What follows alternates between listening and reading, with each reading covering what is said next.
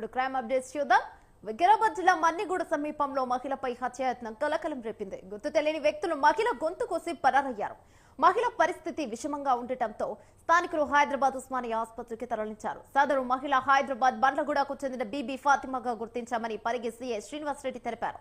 ఇక వికారాబాద్ వైపు నుండి నడుచుకుంటూ వచ్చే దృశ్యాలు స్థానిక సీసీ కెమెరాలో రికార్డ్ అయ్యాయన్నారు. బండ్లగూడ నుండి మన్నెగూడ ఎందుకు వచ్చింది, తనపై హత్యాయత్నం ఎవరు చేశారు, దుండగులు ఆమె గొంతు ఎందుకు కోస్తారు అనే కోణంలో దర్యాప్తు చేస్తున్నామని చెప్పారు.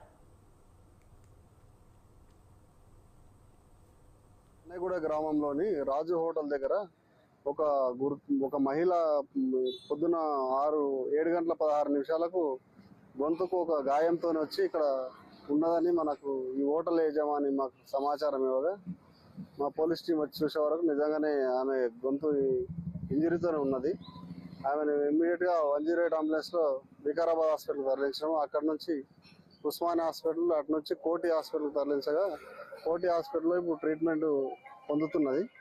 కోటి హాస్పిటల్ ట్రీట్మెంట్ పొందుతున్న క్రమంలో ఆమె పేరు బీబీ ఫాతిమా, బండ్లగూడెం, మాది హైదరాబాద్లోని బండ్లగూడ అని చెప్తుంది. మిగతా వివరాలు ఆమె చెప్పే పరిస్థితిలో లేదు.